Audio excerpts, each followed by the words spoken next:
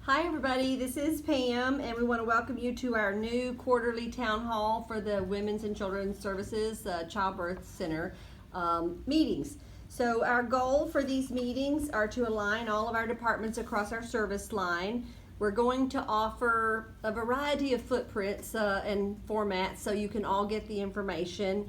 We had hoped to initially offer 3 different sessions that you would be required to attend at least one, but as you can see if you're watching this video, we have had to add another layer to that. So the main thing is we want everybody to get the same information. So the expectation is that it will be mandatory participation for all staff. You will need to email or text your manager and make sure that they know you have watched this so you get credit for it. And we really want your feedback and questions and things and suggestions are encouraged.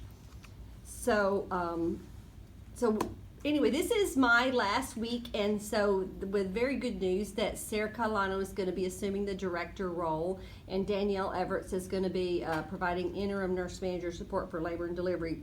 So I've had a wonderful year with you guys, and you're all very fabulous, and you worked very hard this last year. So I think it's always good to take a moment to look back and see where we've been or where we were. So about a year ago, we had major issues because we had volume, which is usually a good thing. But when you have a lot of vacancies, it makes it feel like a unintended blessing. So I was new in July, Sarah Catalano was new in July, and Sarah Pica didn't join us until January. So we had new leadership and we had a lot of problems, but we're in a much different place now a year later. All of the units are staffing to A1 guidelines, and from about 40 open positions a year ago, we now have 4 open positions in our entire division. So we are very thankful for those of you who stuck it out and were here a year ago, and we're very thankful for our new people who have joined our team. Like I mentioned, with the leadership changes, I just can wish everybody well, and if I don't see you before my tenure leaves, I have really enjoyed being here, and I know that you will have continued good success in this division. Okay, so one of the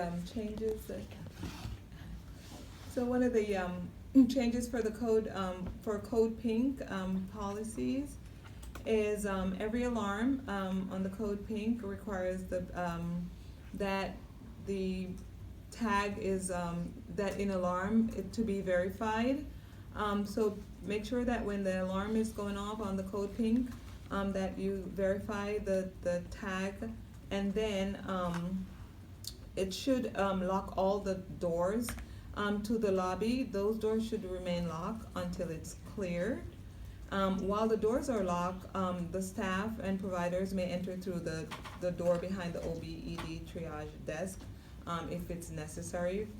And then the update to the policy is that now the mother-baby charge nurse or the OA is to clear that alarm once the infant is confirmed to be safe. So please make sure that you go to the policy tech and read the new Code Pink policy that has been updated. The Hugs and Kisses tags, they expire 90 days from the time it's open, from the time the seal on the new package is broken. So make sure that when you open a new tag that you will write the date that it expires, so 90 days from the date. Write it on the tag, and so once that tag has been used and you will clean it, make sure that you note the date, and once it's clean and it goes back into circulation, put the date again on it before you put it back into circulation. When a band is activated or when a tag is activated, if the lullaby does not play, if you do not hear it overhead, please make sure that you're escalating that to security. Also, when an exit or a tamper alarm appears on the console and it does not enunciate overhead, please make sure that you're escalating that to security as well. If the system goes down, please do not restart the main HUGS computer at the L&D desk unless you get that clearance by IT, or you make sure that security knows that before you're restarting it. And then be sure to enter notes into the window before you for all the alarms while you're clearing it, just to make sure that we have good information as to what happened during the alarm for that.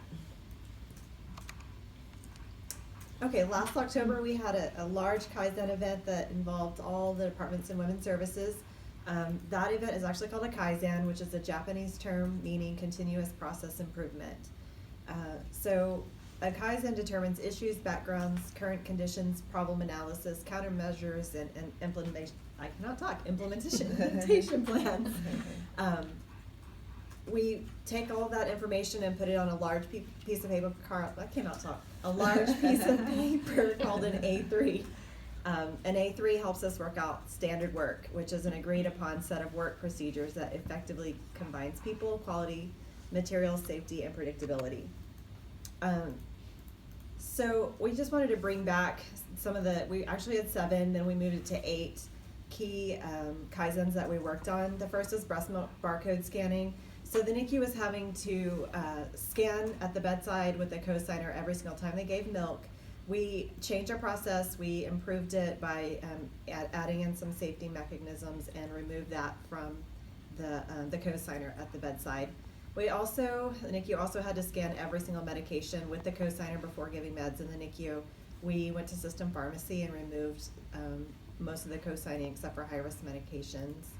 May 10th, Shauna Sharp came to the NICU, or Santalon now, and we created the delivery response team. So the NICU charge nurse during the day shift gets to be in the NICU with her team and only attend like pre-med deliveries, things like that.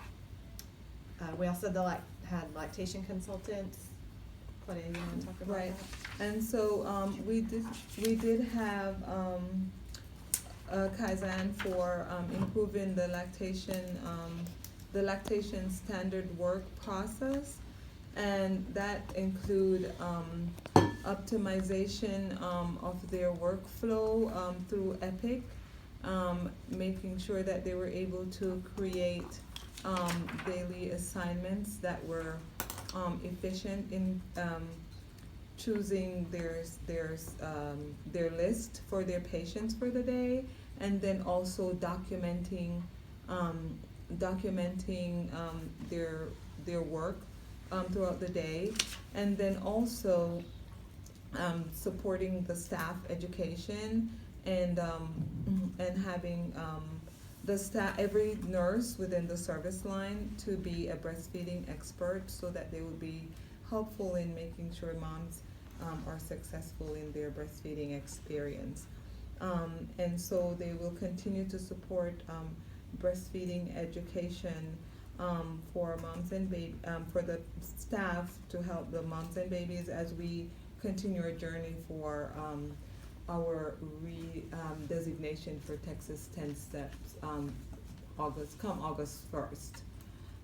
And then we are now working on our discharge process Kaizen, which we did when we did our taking baby home classes to make sure that we were getting everybody on the same page with consistent information and minimizing the confusion and conflict in information that we were giving moms on the discharge information that they were getting.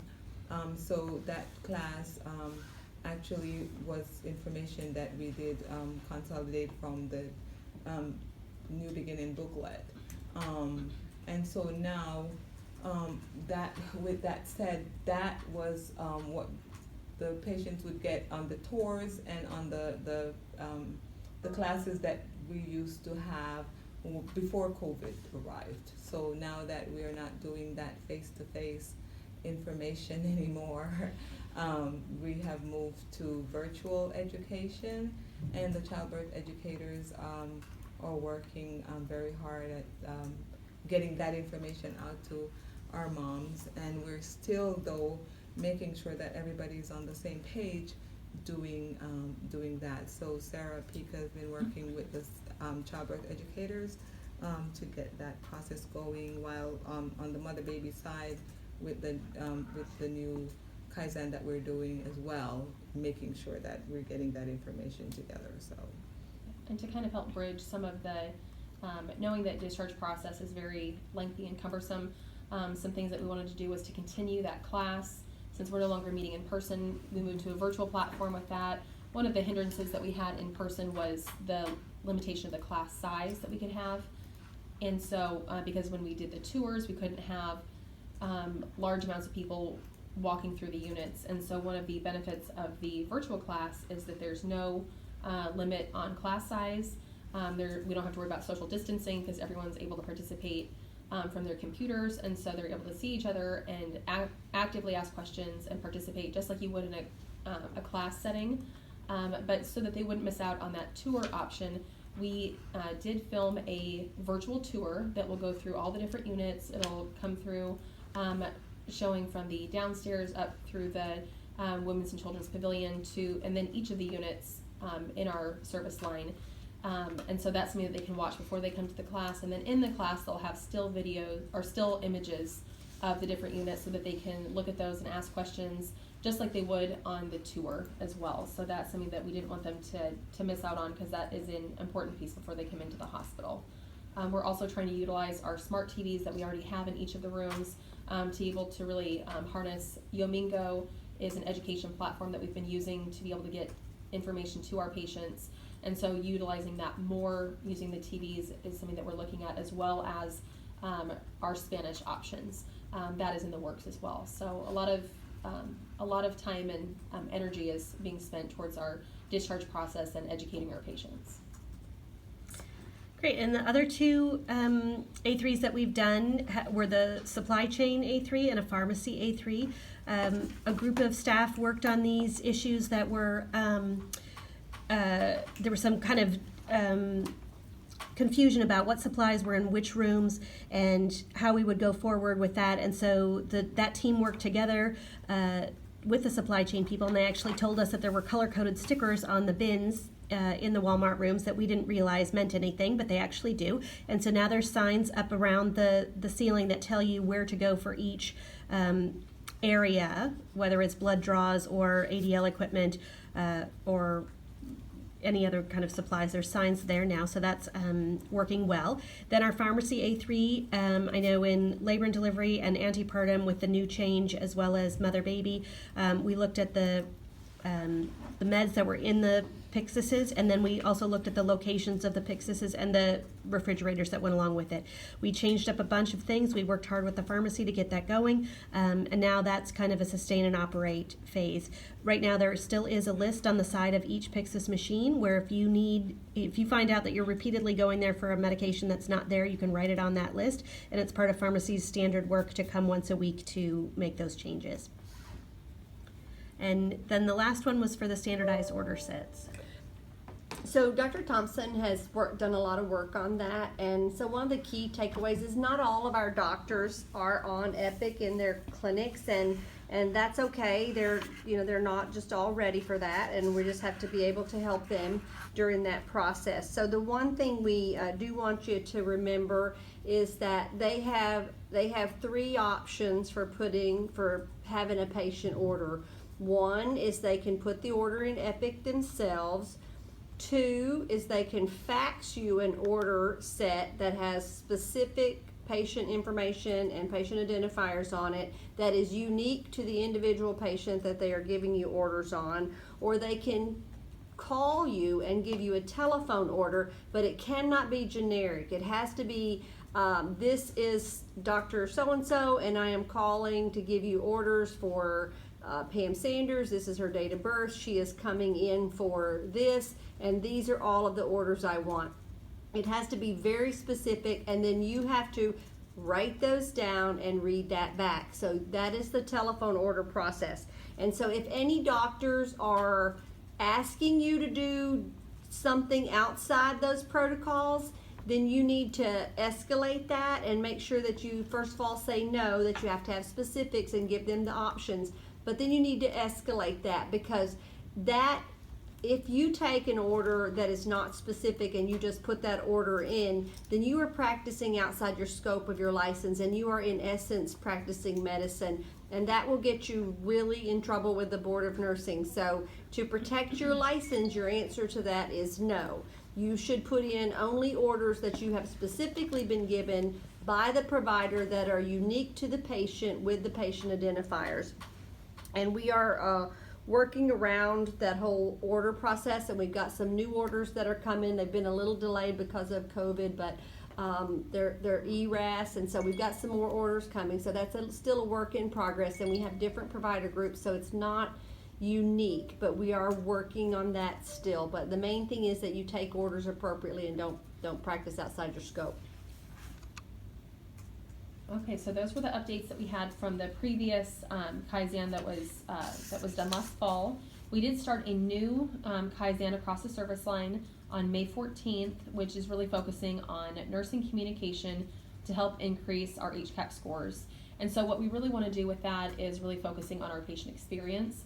And the 3 questions that we're really honing in on are: how often did the nurses treat you with courtesy and respect? How often did the nurses listen carefully to you? And how often did nurses explain things in a way that you could understand? And for our patients, we want them to be able to say always to each of these questions. And if they're not, then each of the areas, each of our units went back. We have representatives from each unit to really look at each area, saying what are some things that we can do in our unit to be able to impact our patient experience, so that they can say that they always felt like they were treated with courtesy and respect, that they were always listened to, and that they understood everything that was happening through every step of the way.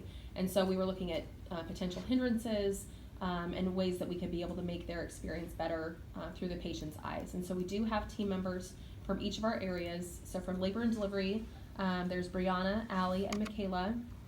Mother Baby has Adrian and Andy, and Antepartum has Tiffany, Kelly, and Julette.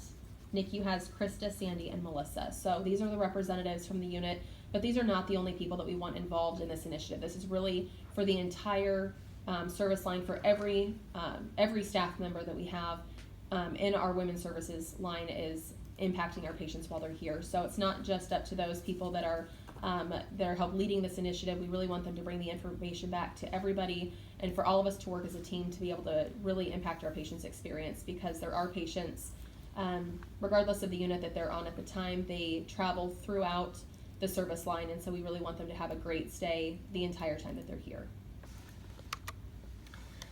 So then, first of all, I wanted to tell you guys that I'm just really excited to move into a new role, and I'm excited about where our service line is going and where we've been over the past year. But we thought this was a good time to both line out some expectations, things that we expect out of you, and then also what our commitments are going to be to you, so the things that we will commit to for you.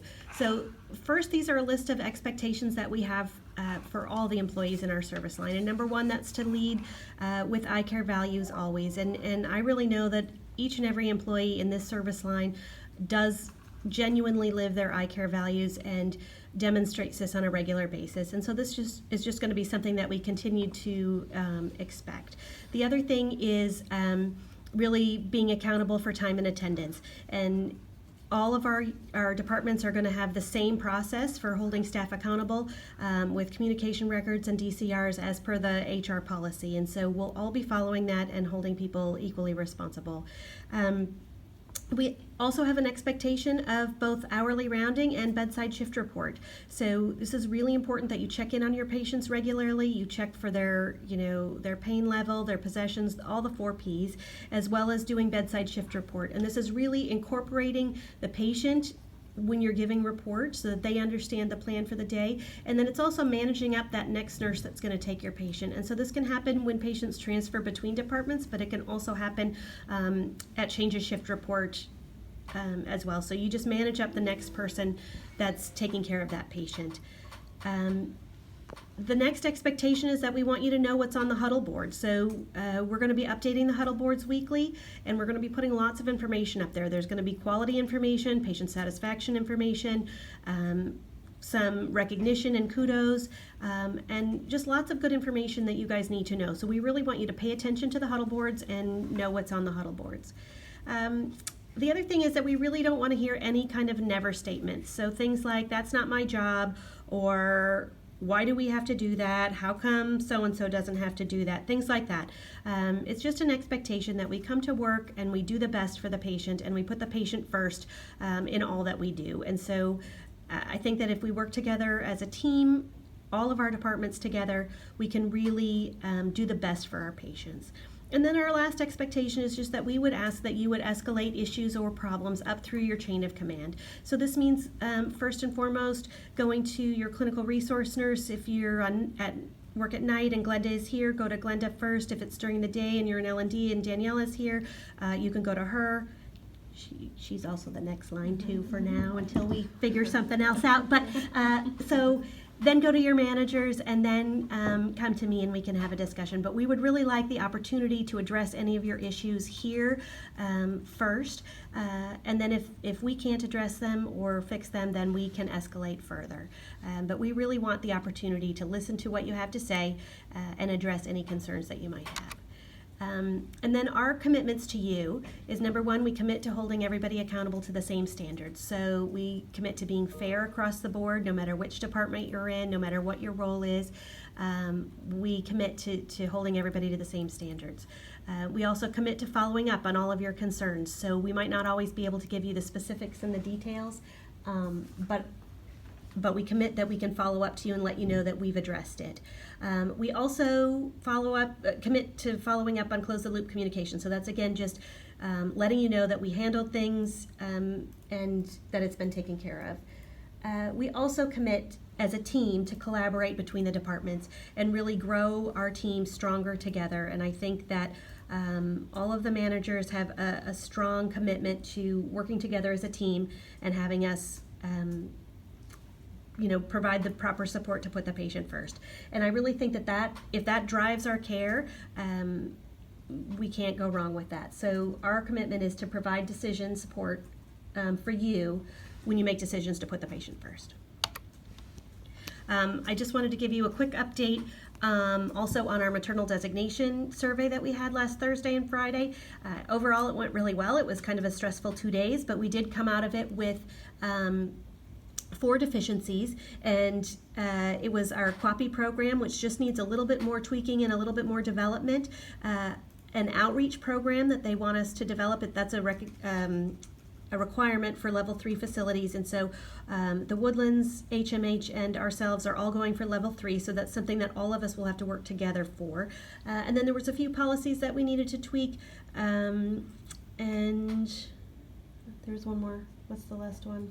Oh, the nutrition policy, which is already in the works, so that's why I kind of forgot about it. So that will be approved and have no problem. But we really have a lot of opportunities for volunteers and for you guys to become involved. So if you want to become involved in our QAPI program, or if you want to become involved in outreach to the community, please just let us know, and we can put you to work on some of those things.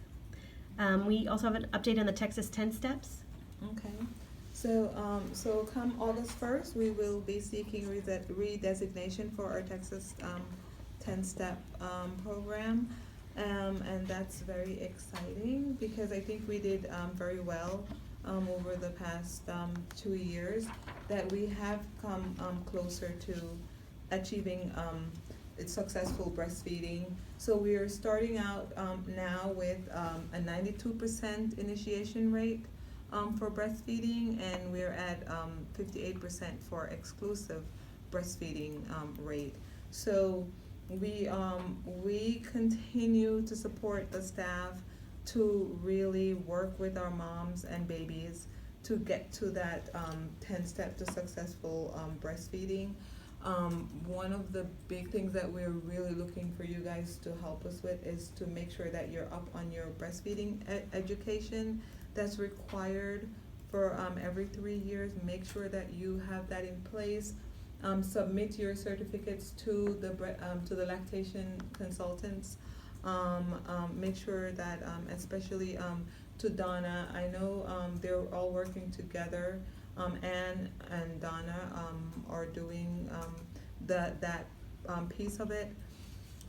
Make sure that also your yearly competency is done.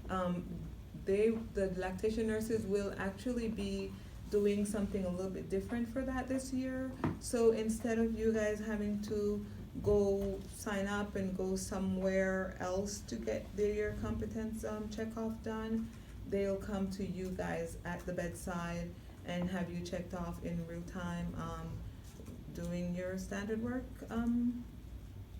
So when you see them come to you guys, please work with them and just get it done. It'll be quick and painless, I promise. So just make sure that y'all are doing that, and then by now and August 1st we will get it ready and get it done. Okay. So the last thing is neonatal designation timeline, so that'll be the fall of 2021. Again, we all need QAPI volunteers. Everybody in the entire service line is part of a QAPI, either in the maternal side or the neonatal side. So don't forget to attend those QAPI meetings. And then if we can go to the next slide, I'll tie in shared governance with that. This is an old slide deck. I apologize. Pulled up the wrong one. Okay, so that we have a shared governance model, and we're going to reinvigorate the Women's Services Congress here. So we'll have the three committees in each area of our service line. Then all of those will have their chair report up to the Women's Services Congress, and then we'll have our chairs from that Congress report up to the House-wide Shared Governance Congress. So it's focal point review time. Everybody is supposed to be on a committee. Remember, you have to attend so many to get points for your clinical ladder. This is the time to really get involved, and we need your help. We can't do all of this work that we need to do for our patients without you guys. Oh, and in case you don't know, if you're new, shared governance meets on the third Thursday of every month. So the ideal way to do it is to have your own service line, say 7:15, 8 o'clock in the morning, 9 or 10 o'clock in the morning, we could have the Women's Council, and then at 10 o'clock is the Housewide Congress. So if you're interested in helping us set that up and getting together, please let us know, because we need some volunteers. And I know specifically for labor and delivery, we need to get our committees up and running. Some of the other departments have strong unit-based committees, but I know that some other departments are newer, and we're going to get that developed. But I think when we all come together and report out to a Women's Services Council prior to the hospital-wide council, we can really, everybody's on the same page with what we're all doing, and it can really better the service line. I think that's all we have. Yeah, typically right now we would ask for questions, and I know because this is just going to be a link to a video, what you can do is you can just put your questions in the comments below, and we will make sure that we check that Facebook page and we answer all of your questions individually. You can also text or email the questions to your manager or to myself, and we will definitely get back to you. Okay, thank you all. Thank you. Thank you. Thank you.